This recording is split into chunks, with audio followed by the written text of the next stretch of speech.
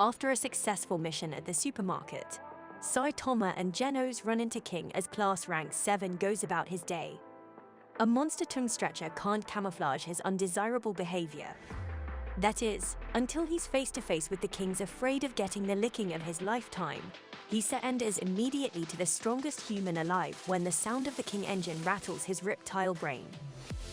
Relieved to avoid conflict, King tries to continue on with his day. When he's confronted by G4, a robot bent on taking the throne, but King turns his attention to one of porcelain G4 caves, giving him a 10-minute bathroom break before he attacks innocent civilians. King starts freaking out, almost scaring the otaku out of him. He's a fraud. Every time a monster shows up, someone else takes care of it, and everyone gives him credit. He decides to make a break for it to play his new video game while Genos battles the robot. When he finally gets home and boots up Heartbeat haughty sisters to Saitama suddenly starts asking about his behavior after having followed King home. Embarrassed, King claims that he accidentally bought the wrong game. Totally isn't a hardcore dating sim fan. Obviously, the two start gaming despite King's reluctance.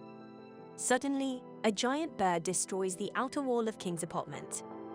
When Saitama wonders if he should take care of it, King's secret is finally exposed. Look like he'll be eating crow for dinner.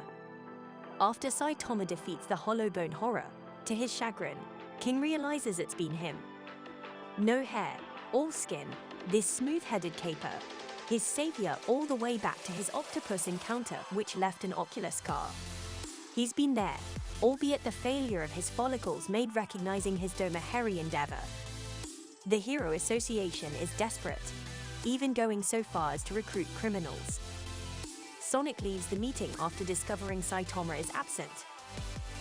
The criminals and heroes are at odds, and neither side is enthusiastic about the proposition. Garo challenges everybody, declaring humans the enemy. He's fighting for the monsters. He deals with most of the attendees, leaving Sitch alive to send a message announcing the arrival of Garo the monster. Saitama is distracted playing games when Genos detects someone coming right for them. Answering the door, he's met with Sonic, looking to pick another fight with his rival. He'll have to slow his roll. Revenge isn't in the cards today, as he and Genos decide to take their battle elsewhere. Hellish Blizzard, B-Class Rank 1, shows up at their apartment. She tries to explain the factions found within each class. Blizzard, being the leader of the Blizzard group, tries to strong-arm Saitama, only to get a taste of his strength, which leads them to the street where they run into Genos and Sonic. Saitama saves Blizzard, much to her surprise.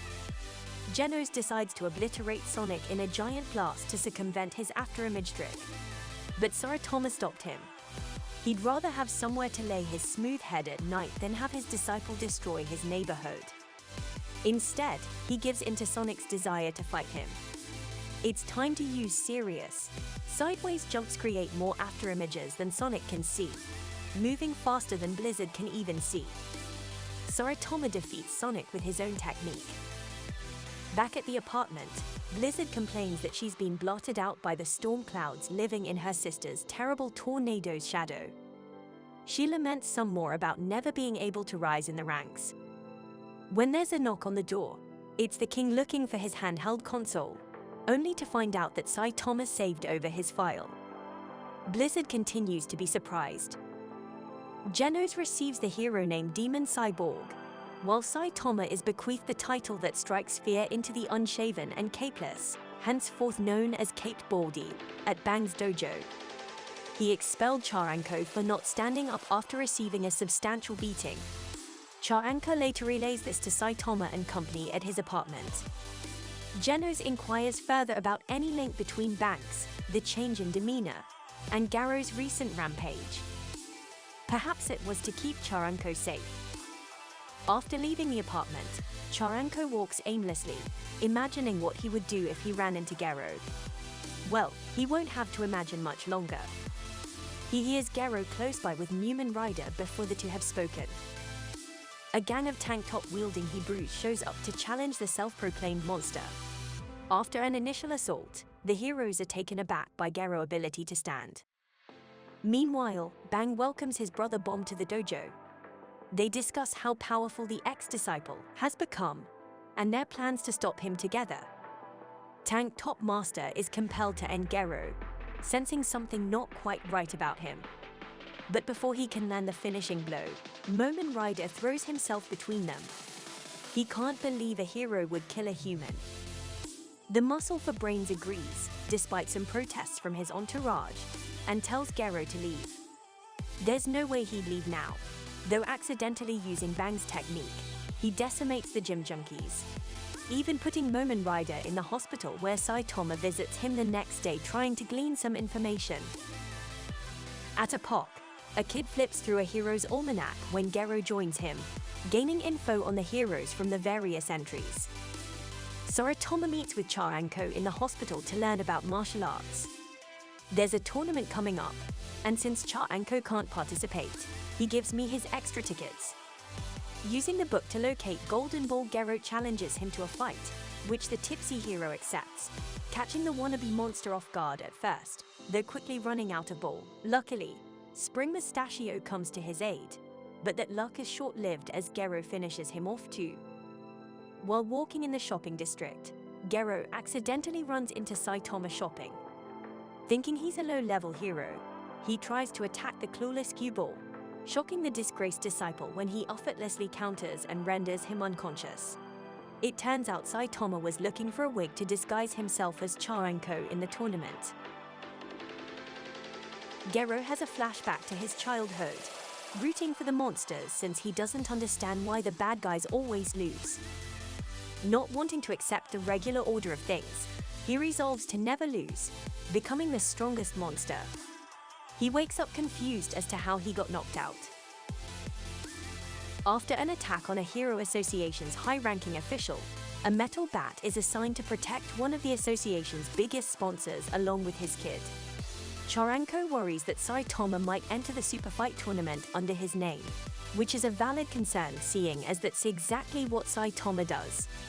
Another former disciple of Bang Sourface confronts the undercover one, Punch Wonder. He goes on to explain how a contestant named Wolfman won last year's tournament wearing a mask, only for them to find the real Wolfman after the fact, causing the tournament to ban any headwear, causing Saitama to wig out. Meanwhile, the sponsor and his kid are attacked by monsters. Metal Bat defends them without any trouble. That is until a dragon-level threat sent to Chudo appears too low. Ranking heroes grab the two civilians and book it, leaving the slugger alone. When Garo shows up, ignoring his challenge at first, Metal Bat decides to play ball. Garo can't believe how much of a beating the baseball hero can endure. After knocking him down, Garo admits he almost got him. One head-on strike, could have. A little girl's voice rings out, stopping his bad inches from Garo face. The hero's little sister steps in and stops the fight. Surprisingly, Garo withdraws while monsters watch from a distance. After the fight, they approach him and try to recruit him to the Monster Association, which he refuses, often with the help of one of his stalkers. Thank you for sticking until the end. Subscribe for more videos like this.